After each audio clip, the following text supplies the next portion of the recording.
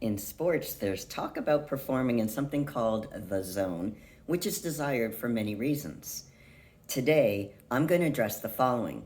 What is the zone and what's meant by competing in the zone? Is competing in the zone overrated? Is there anything wrong with wanting to win? And how can you apply the mental game to competing? So let me get right into it. Let me define first of all, what is the zone? The zone is a state of supreme focus, which helps athletes in all sports perform at their peak potential. It's when your mind fully connects with achieving a goal. Your attention is absorbed into the present, so the here and now only. When you're in the zone, your mind only processes the thoughts and images that help you execute your task successfully. Entering the zone requires total commitment to your game plan and the process of winning. Many athletes have mental barriers that limit their ability to enter the zone, such as a fear of failure, their doubts, lack of trust, and overthinking. Mentally tough athletes are at an advantage because they have the ability to tap into the zone more consistently in competition. When they are in the zone, that fear of failure, the worry, the doubt, the indecision, and other mental traps are forbidden from even entering their mind, from their focus. Athletes talk so much about performing in the zone and how awesome it feels. Many athletes view the zone as this magical, hard to obtain state of mind, but the zone is really not that complicated or hard to achieve. The zone is simply a mental state of total involvement in the present moment without the mental burden of worry, doubt, or fear about the results. Now, competing in the zone is when you feel totally focused. You feel confident. You have this relaxed concentration while maintaining a controlled intensity that results in an athlete performing at their greatest. But how does this happen? How many times can the same person win the Arnolds, as an example, or the Olympia when you're a bodybuilder? At some point, another person wins. So is competing in the zone overrated? I believe it is. What percent of the time can you actually be in the zone?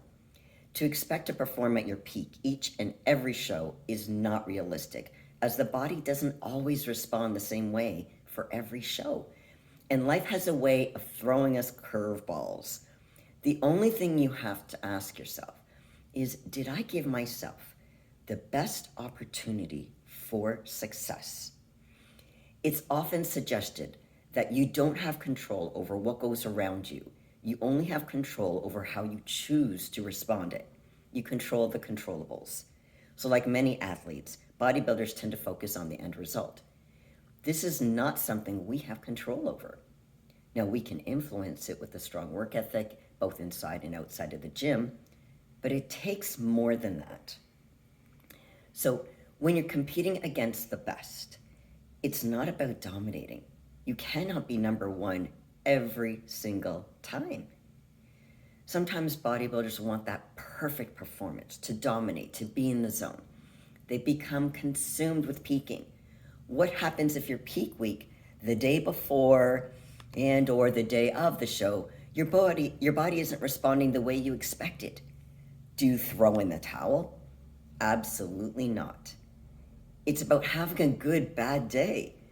It's about compensating and adjusting. But that has to be practiced and worked on with needed adjustments. Working with a mental game coach like myself can help bodybuilders prepare to having a good, crappy day. It's about, if you're at only 60%, use 100% of that 60 and stop being comfortable with what's going on. If you're going to play tough competition, you need to be able to take blows, absorb them.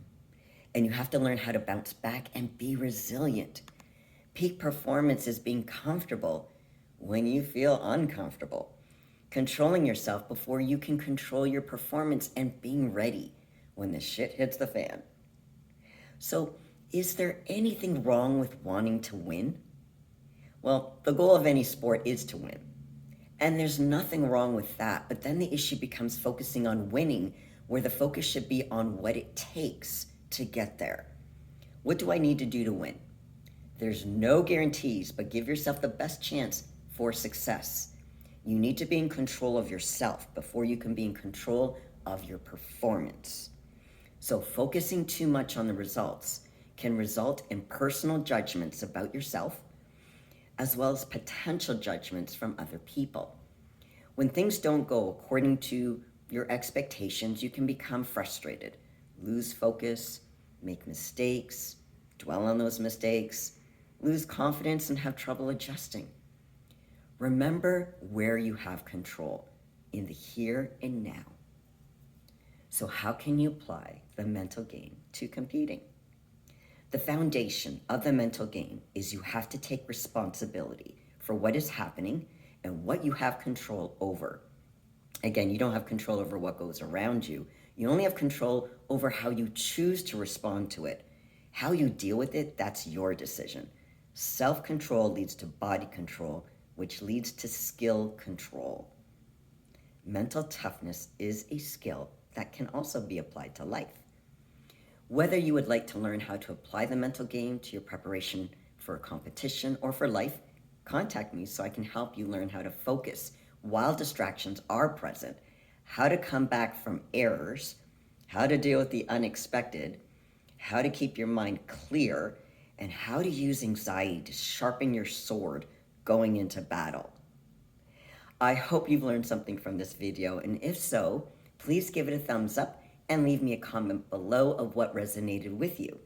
I also have another video I want you to watch. It's called How to Develop Stable Confidence.